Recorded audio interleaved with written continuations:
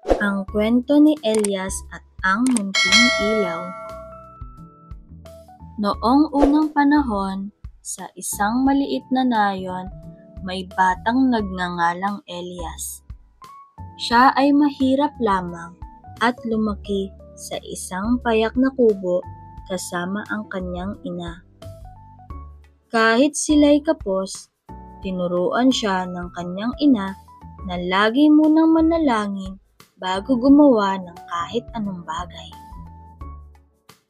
Isang gabi, dumating ang malakas na bagyo.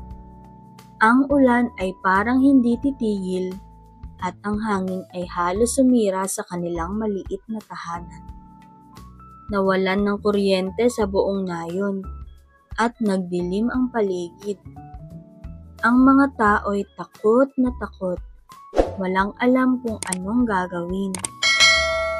Ngunit si Elias ay may maliit na lampara.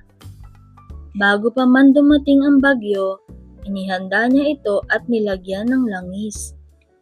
Nang dumilim ang buong baryo, sinindihan niya ang lampara at inilagay sa tapat ng kanilang bintana. Dahil doon, ang mga kapitbahay ay nagsimulang magpunta sa kanilang bahay. Elias, salamat at may ilaw ka. Nakikita namin ang daan dahil sa iyo, sabi ng isang matanda. Habang lumalakas ang ulan, mas dumadami ang taong pumupunta sa kanilang kubo. Bagamat maliit ang kanilang tahanan, si Elias at ang kanyang ina ay tumanggap ng lahat. Pinahiram nila ng kumot, tinulungan ang mga basa, at pinakain ang mga gutom. Kinabukasan, matapos suminto ang bagyo, nagpasalamat ang buong nayon kay Elias. Sabi ng pinakamatandang babae, "Kung wala ang iyong lampara, baka hindi kami nakahanap ng ligtas na matutuluyan. Ang maliit mong ilaw ay naging liwanag namin sa gitna ng dilim." Ngumiti si Elias at ang sagot niya, "Hindi po ito dahil sa akin. Ang Diyos ang nagbigay ng liwanag na ito.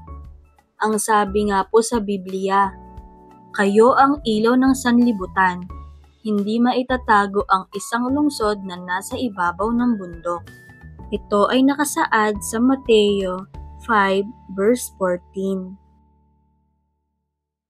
Aral ng kwento. Maging handa. Kahit maliit na bagay gaya ng lampara, maaaring maging daan upang makatulong sa iba. Maliit na kabutihan, malaking epekto. Ang simpleng pagtulong ay maaaring magligtas ng marami. Ikaw ay liwanag ng Diyos. Sa iyong kabutihan, nakikita ng iba ang pag-ibig ng Panginoon.